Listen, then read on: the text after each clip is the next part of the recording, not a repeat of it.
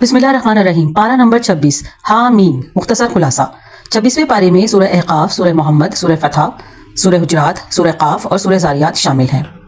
آغاز ہوتا ہے سورہ احقاف سے۔ سورہ احقاف مکی ہے، اس میں 35 آیات اور 4 رکوع ہیں۔ اس سورت کا موضوع بھی دوسری مکی صورتوں کی طرح تینوں اسلامی عقائد کا اثبات ہے۔ سورت کی ابتدا ہوتی ہے قرآن کریم کی حقانیت، توحید اور حشر کے دلائل اور ان بتوں کی مذمت سے جنہیں مشرکوں نے معبود بنا رکھا تھا، حالانکہ وہ نہ سنتے تھے، نہ دیکھتے تھے، نہ نفع اور نقصان ان کے اختیار میں تھا، اور نہ ہی وہ پرستش کرنے والوں کی دعائیں قبول کر سکتے تھے۔ آیت نمبر 2 تا 6۔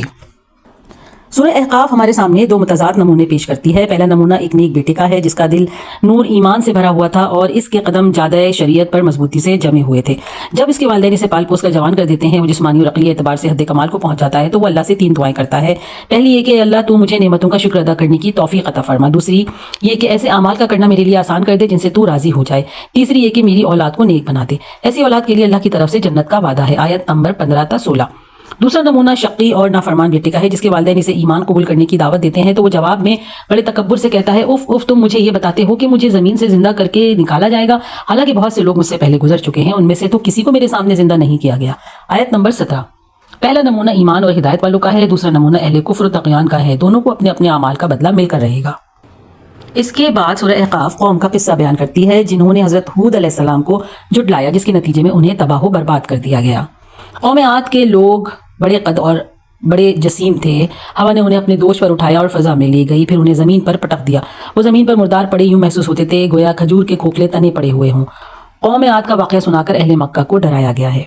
سورت کے اختتام پر بتایا گیا ہے کہ جو اللہ ارض و سما کو پیدا کرنے پر قادر ہے، وہ مردوں کو بھی دوبارہ زندہ کر سکتا ہے۔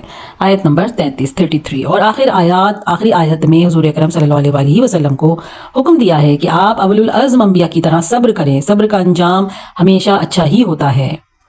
یہاں سے سورت کا آغاز ہوتا ہے جو سورہ محمد ہے۔ سورہ محمد مدنی ہے، اس میں 38 آیات اور 4 رکوع ہیں۔ ہمارے آقا صلی اللہ علیہ وسلم کا اسم گرامی قرآن کریم کی صرف 4 صورتوں میں مذکور ہے: آل عمران، احزاب، محمد اور سورہ فتح۔ ان 4 مواقع کے علاوہ باقی تمام مقامات پر آپ کی کوئی نہ کوئی صفت بیان کی گئی ہے۔ اس سورت کو سورہ قتال بھی کہا جاتا ہے کیونکہ اس میں کفار کے ساتھ قتال کے احکام کا بیان ہے۔ اس سورت کا موضوع حقیقت میں جہاد و قتال ہے۔ سورت کی ابتدا میں کفار اور مومنین کے درمیان فرق بیان کیا گیا ہے۔ کفار باطل کی اتباع کرتے ہیں اور اہل ایمان حق کی اتباع کرتے ہیں۔ آیت نمبر 1 تا 3۔ اللہ نے جنت کی ایک جھلک بھی اس صورت میں بیان کی ہے جس کا ایمان والوں سے وعدہ کیا گیا ہے۔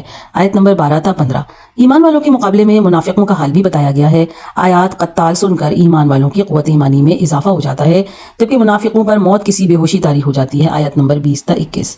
جہاد و قتال اور انفاق فی سبیل اللہ کی ترغیب دیتے ہوئے آخر میں گویا وعید کے انداز میں کہا گیا ہے، اور اگر تم منہ پھیرو گے تو وہ تمہاری جگہ اور لوگوں کو لے آئے گا اور وہ تمہاری طرح کے نہیں ہوں گے۔ آیت نمبر 38۔ اور اس طرح اس سورت کا اختتام ہوتا ہے۔ یہاں سے سورہ فتح کا آغاز ہوتا ہے۔ سورہ فتح مدنی ہے اور اس میں 29 آیات اور 4 رکوع ہیں۔ یہ سورت اس وقت نازل ہوئی جب رسول اکرم صلی اللہ علیہ وسلم حدیبیہ سے واپس تشریف لا رہے تھے۔ بخاری اور ترمذی میں حضرت عمر بن خطاب رضی اللہ تعالیٰ عنہ سے روایت ہے کہ رسول اکرم صلی اللہ علیہ وسلم نے فرمایا، آج شام مجھ پر ایسی سورت نازل ہوئی ہے جو مجھے دنیا و ما فیہا سے بھی زیادہ محبوب ہے۔ اس معاہدے کی بعض شقوں سے بظاہر مسلمانوں کی کمزوری ثابت ہوتی تھی، لیکن اللہ نے اسے فتح مبین قرار دیا۔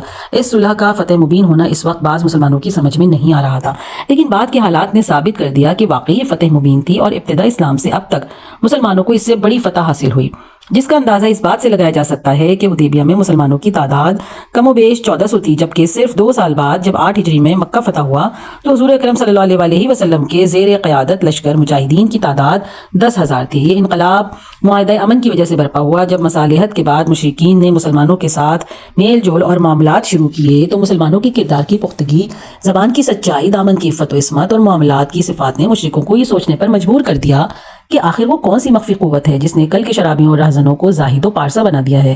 ظاہر ہے یہ قوت صرف ایمان کی تھی۔ اس حقیقت کو سمجھ لینے کے بعد ان کی گردنیں خود بخود ایمان کے سامنے جھک گئیں۔ سورہ فتح اسی صلح حدیبیہ کے پس منظر میں نازل ہوئی، اس لیے اس میں ان واقعات کی طرف اشارے ملتے ہیں جن کا اس کے ساتھ تعلق اور مناسبت ہے۔ ابتدائی آیات میں نبی کریم صلی اللہ علیہ وسلم کو عظیم ترین فتح کی بشارت سنائی گئی ہے۔ ایمان والوں کے ساتھ جنت کا وعدہ ہے اور کافروں اور منافقوں کے لیے وعید ہے۔ آیت نمبر 1 تا 6۔ اس صورت کے اختتام پر 3 امور بیان کیے گئے ہیں۔ پہلا یہ کہ اللہ نے محمد صلی اللہ علیہ وسلم کو ہدایت اور دین حق دے کر اس لیے بھیجا ہے تاکہ آپ اسے سارے ادیان پر غالب کر دیں۔ دوسرے یہ کہ آپ کے صحابہ کی تعریف کی گئی ہے کہ وہ کفار کے مقابلے میں بڑے سخت اور آپس میں بڑے مہربان ہیں اور وہ سب رضا الہی کے طالب ہیں، اور آخر میں ان لوگوں کے ساتھ مغفرت اور اجر عظیم کا وعدہ ہے جو ایمان لائے اور نیک عمل کرتے رہے۔ اے اللہ تو ہمیں بھی ان میں سے بنا دے، آمین۔ یہاں سے سورہ حجرات کا آغاز ہوتا ہے۔ سورہ حجرات مدنی ہے، اس میں 18 آیات اور 2 رکوع ہیں۔ حجرات حجرے کی جمع ہے، گھر اور کمرے کو کہتے ہیں، چونکہ اس میں ان بدوؤں اور دیہاتیوں کا ذکر ہے جو ادب سے ناشنا ہونے کی وجہ سے نبی کریم صلی اللہ علیہ وسلم کو عوامی انداز میں کمرے کے باہر سے آوازیں دیا کرتے تھے، اس لیے اسے سورہ حجرات کہا جاتا ہے۔ چونکہ اس سورت میں مکارم اخلاق بھی بیان ہوئے ہیں، اس لیے اسے سورۃ الاخلاق والآداب بھی کہا جاتا ہے۔ اس سورت میں اللہ تعالیٰ نے اہل ایمان کو 5 مرتبہ یا ایھا الذین آمنوا کہہ کر خطاب کیا ہے۔ اس صورت کے اہم مضامین میں اللہ اور اس کے رسول کا ادب بیان کیا گیا ہے۔ وہ یہ کہ مومن کو چاہیے کہ جب تک اللہ اور اس کے رسول کے حکم کو نہ جان لے اپنی رائے اور فیصلے کا ہرگز اظہار نہ کرے۔ اجتماعی اور معاشرتی آداب بیان کرتے ہوئے مسلمانوں کو تاکید کی گئی ہے کہ افواہوں پر کان نہ دھریں، اور اگر کوئی ایسا ویسا آدمی کوئی خبر تم تک پہنچائے تو اس کے بارے میں تحقیق کر لیا کرو۔ اڑتی ہوئی افواہوں پر اعتماد بسا اوقات باہمی قتل و قتال تک پہنچا دیتا ہے، اس لیے سمجھایا گیا ہے کہ اگر مسلمانوں کے 2 گروہ آپس میں برسر پیکار ہو جائیں تو ان کے درمیان صلح کرا دیا کرو، کیونکہ دنیا بھر کے مسلمان خواہ گورے ہوں یا کالے، امیر ہوں یا غریب، عربی ہوں یا اجمی، سب آپس میں بھائی بھائی ہیں۔ معاشرتی خرابیوں اور برائیوں کی نشاندہی کی گئی ہے جن کی وجہ سے باہمی تعلقات بھی متاثر ہوتے ہیں، اور ان میں مبتلا انسان اللہ کی نظر میں بھی اچھا شمار نہیں ہوتا، جیسے کہ ایک دوسرے کا مذاق اڑانا، ایک دوسرے پر عیب لگانا، تانا زنی کرنا، ذلیل اور رسوا کرنا، کسی کو برے لقب سے پکارنا یا اس کا نام بگاڑنا، کسی کے بارے میں بدگمانی کرنا۔ اللہ کے نبی نے بدگمانی کو بدترین جھوٹ قرار دیا ہے۔ مسلمانوں کی عیوب اور کمزوریوں کو تلاش کرنا اور ان کی ٹوہ میں لگے رہنا، ایک دوسرے کی غیبت کرنا۔ غیبت کرنے والے کو اللہ نے مردہ بھائی کا گوشت کھانے سے تشبیہ دی ہے، آیت نمبر 11 تا 12۔ غیبت کرنے کی اللہ تعالیٰ نے ایسی مثال بیان فرمائی ہے کہ جس سے ہر سلیم متبع انسان نفرت کر سکتا ہے۔ غیبت کرنے والا کسی جانور کا نہیں بلکہ انسان کا گوشت کھاتا ہے۔ جس انسان کا گوشت یہ کھا رہا ہے وہ کہ غیر نہیں بلکہ اس کا بھائی ہے، وہ گوشت کسی زندہ کا نہیں بلکہ مردہ کا ہے۔ باہمی تعلقات کی خرابی کا ایک بڑا سبب حسد، نسب اور مال و دولت پر فخر و غرور بھی ہوتا ہے، اس لیے سورہ حجرات میں اس کی بھی جڑ کاٹ دی گئی ہے اور واضح کر دیا گیا ہے کہ قوم، قبیلہ، ذات پات، رنگ و نسل جیسی غیر اختیاری چیزوں میں سے کوئی چیز بھی اللہ کے ہاں مکرم نہیں ہے، نہ محبوب ہے۔ اللہ کے ہاں صرف عزت کا معیار تقویٰ ہے، یعنی ہر قسم کے شرک اور حرام سے بچنا اور اللہ اس کے رسول کی اطاعت کرنا۔ آخری آیات میں بتایا گیا ہے کہ صرف لفظی اور ظاہری ایمان کا اعتبار نہیں بلکہ اللہ کے ہاں اس ایمان کا اعتبار ہے جو دلوں میں پیوست ہو جائے اور مومن کو اللہ کی راہ میں مال و جان کی قربانی پر آمادہ کر دے۔ یہاں سورہ حجرات کا اختتام ہوتا ہے اور آغاز ہوتا ہے سورہ قاف کا۔ سورہ قاف مکی ہے، اس میں 45 آیات اور 4 رکوع ہیں۔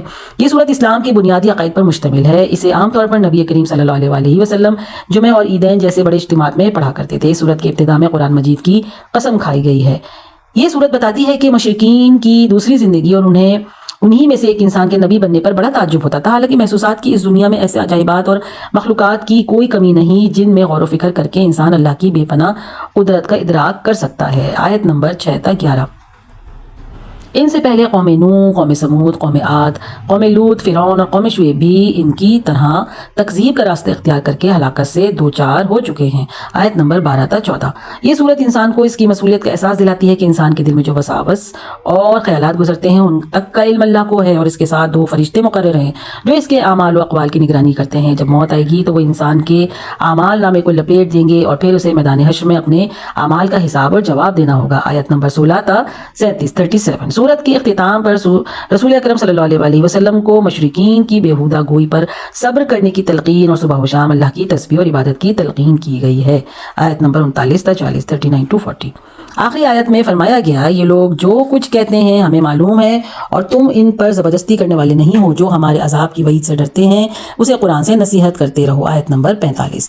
اور یہاں سے آغاز ہوتا ہے سورہ زاریات کا۔ سورہ زاریات مکی ہے، اس میں 60 آیات اور 3 رکوع ہیں۔